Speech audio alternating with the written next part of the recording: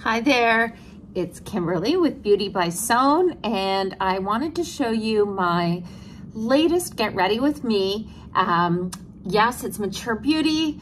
I'm in my mid-50s, and I wanted to show you some tips and tricks. These are the colors I've been using lately for my day-to-day look, but it's the techniques. So if I can show you some techniques, you can pick up a tip or two on how to hold a brush, what kind of colors to look for that best work for you. I'd love you to watch the video. Love any feedback once you've seen some of the video, all of the video, and if you haven't subscribed, would love it.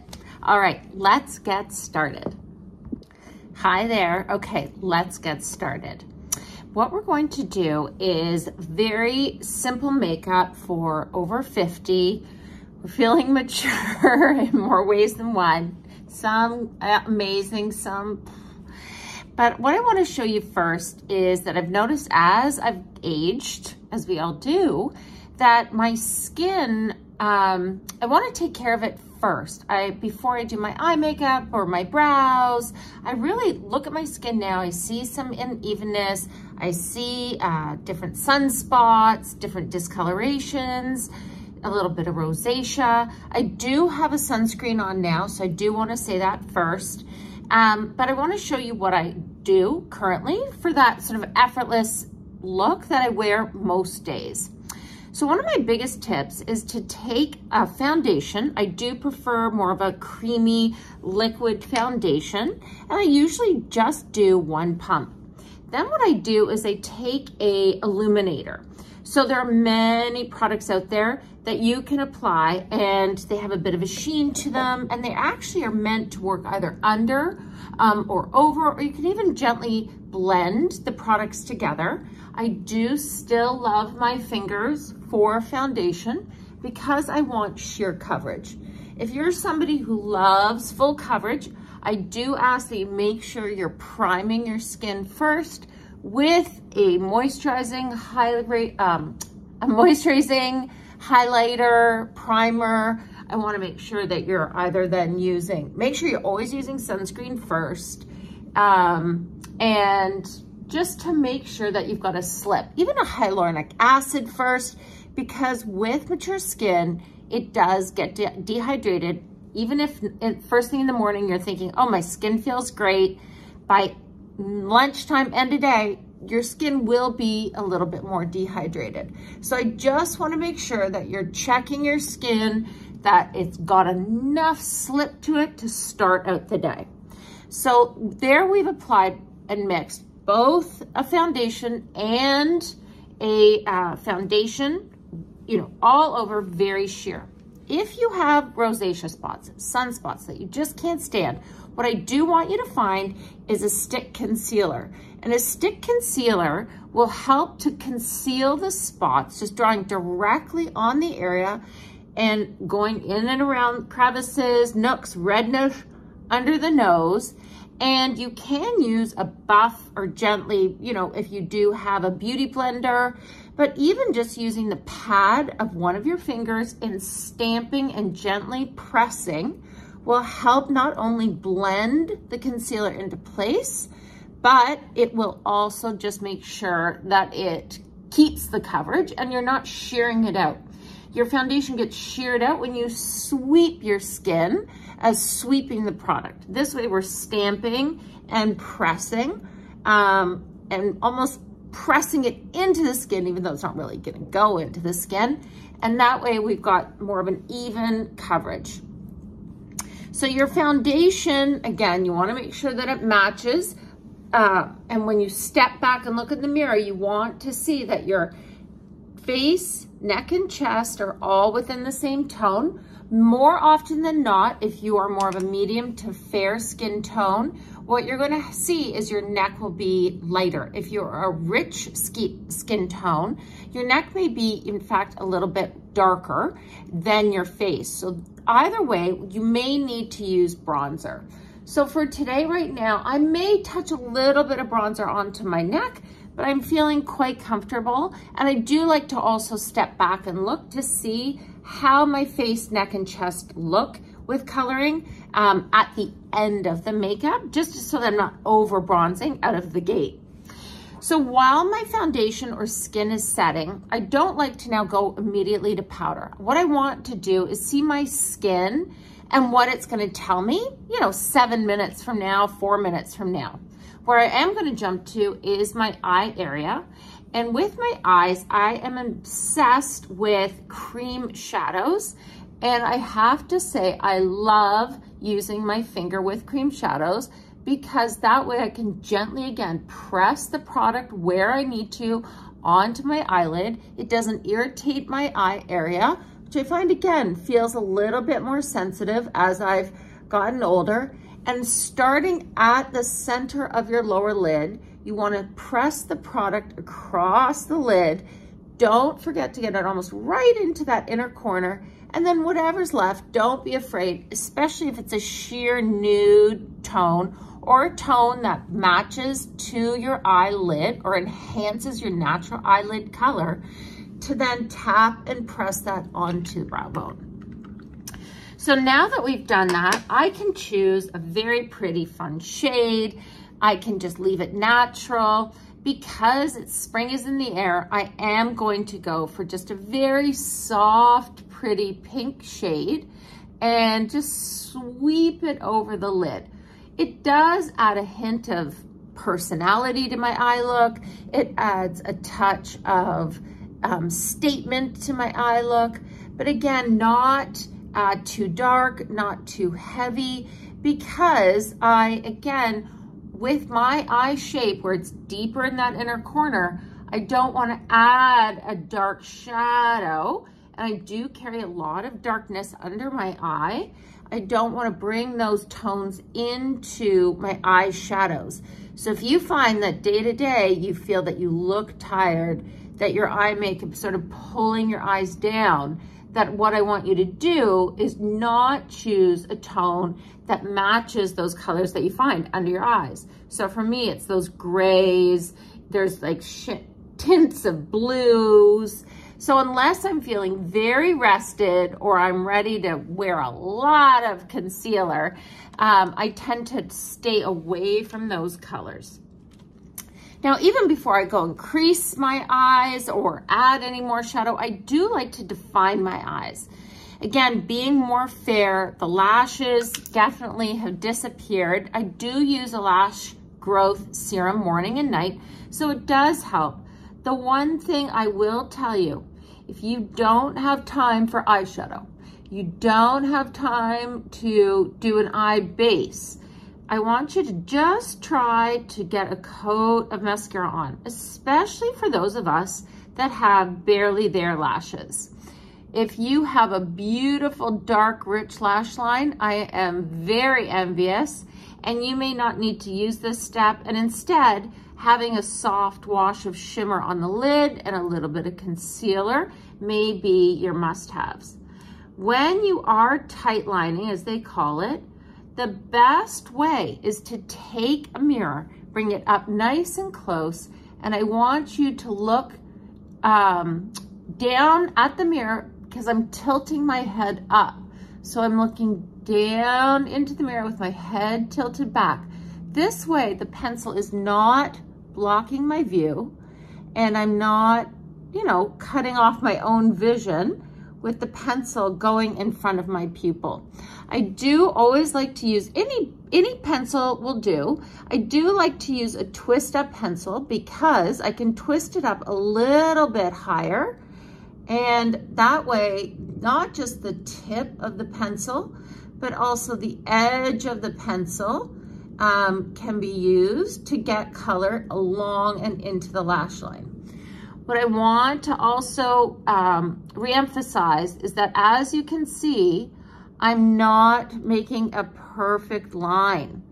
And I want to reiterate this, that on those moments, which are many, as a working mom, I want to ask that you don't get caught up in drawing a perfect line, and that just getting enough product into the root of the lash and making sure that there's no spaces between your product and your lashes and your liner, that you are seeing a nice opaque defined lash line. So I have almost like a little blind spot here on this corner.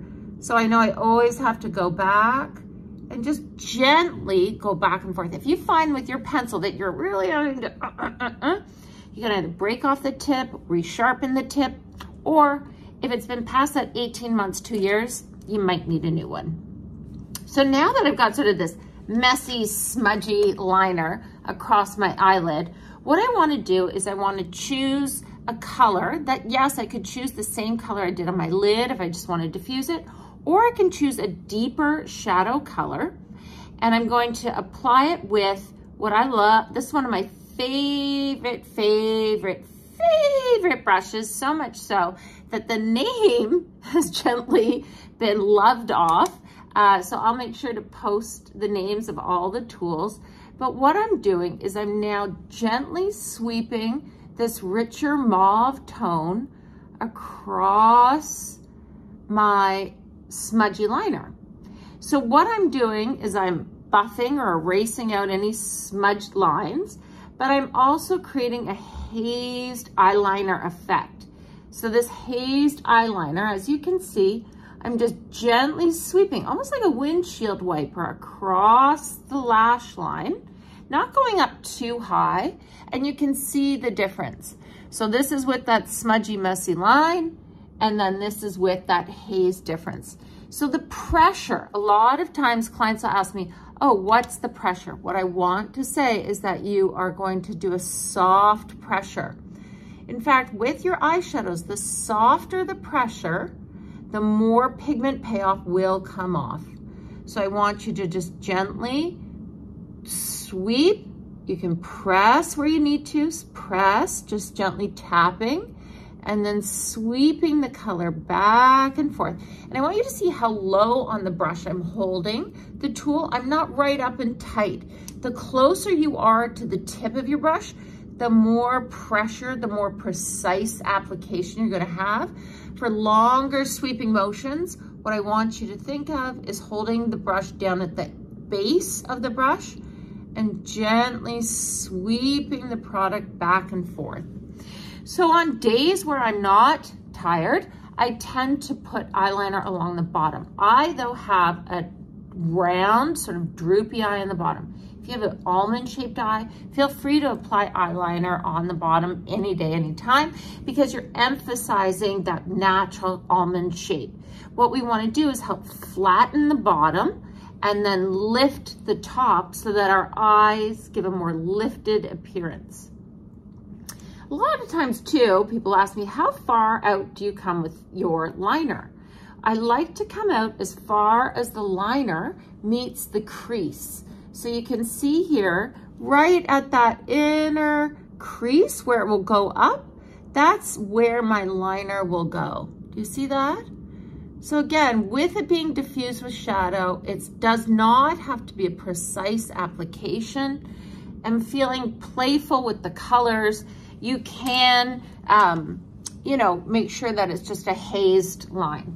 One tip I do love to share is taking, yes, a good old Q-tip, and just making sure that the product gently pulling at that outer corner. You can see here that you don't want the product coming, or your line, the outer edge, coming below where your natural top and bottom liner meets, and making sure that it does stay lifted. So I'm just gently picking up any product that may have dropped down, and then I can carry on. So what I find now too, is that in my mid-50s, my brows, I'm like, where did they go? I've even had my brows microbladed on twice, once with a very fair color, once with a richer tone.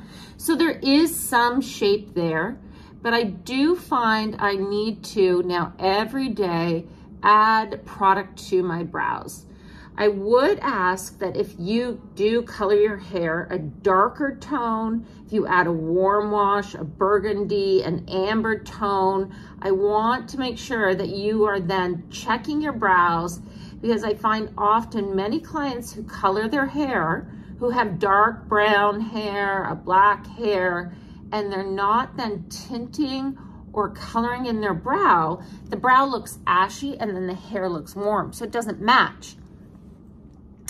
With blondes, what you like to find is actually a color that matches the root, because that will add depth and make the root color and your brow, right, match, and makes your hair color overall look a little bit more natural.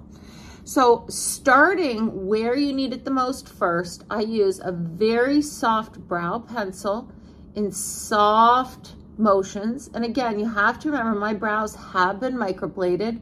So just by following the shape that was there by a professional, done by a professional, I can then just easily fill in where I need to. Using that spoolie brush on the end does help because it blends the natural color with the natural hair with the color that I've made.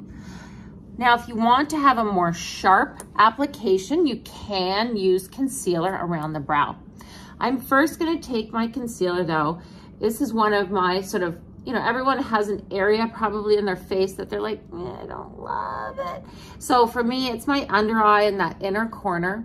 I do apply my concealer at the end. I'm gonna save mascara for post video or off air because nobody needs to watch. I do have a couple of tips for applying mascara that I'll make sure to share with you. But when you're applying concealer, I am in love with this Chanel concealer. It's called Le Correcteur, and I use shade B32. I am so in love with this shade. I love, love, love it. And yes, I bring it down further onto my cheek because I find that this formula does not settle into my fine lines. It doesn't need to be set with powder, and it almost naturally blends itself. And that's very hard for me to find because I have a lot of fine lines under my eyes. I'm religious about my eye creams morning and night. I often have had lasers. Actually, I've had lasers done twice under my eyes to help smooth out that skin, but that papery texture, right, is an area where fine lines will show very easily with makeup. I do find that this concealer, honestly, you can see how little blending, and I'm just gently buffing the edges of the product into the skin, and it naturally lifts my entire face. It gives that lifted appearance, and I don't know about you, but in my mid-50s, that is what I love. I love to look more awake. I love to look more bright-eyed. I like to look ready for the day. If you do want to take your concealer above your brow, you can, again, like I said, sharpen the edge or the shape of the brow so that it's a cleaner edge. And again, that just depends how much time you want to take care of your overall look. So I'm not going to apply a full application of mascara here because we'll be here for a while, but I do want to give you some tips. Lash curling is so important. I even travel with my lash curlers. And what I want you to remember is that with your lash curler, when you're applying it first, I want you to press the base of the curler onto your lid. Do you see I'm looking down at myself? And I'm going to just gently press, and I get it right to the root, and then I gently pump and hold, pump and hold. And again, my lashes are so fair, you won't be able to see it. But what you want to do then is immediately apply mascara to that one eye. Don't curl both lashes and then go do mascara. Curl the one lash and then go straight to the mascara. With mascara application, what I want you to do is I want you to press it right to the root of the lash, right to the root, and then zigzag up. Again, I find my eyes are much more sensitive as I've gotten older. So what I like to use is a more fiber versus a rubber-based wand. I find it's gentler along the rim of my eye. So just gently pressing and then zigzagging up, press right to the root.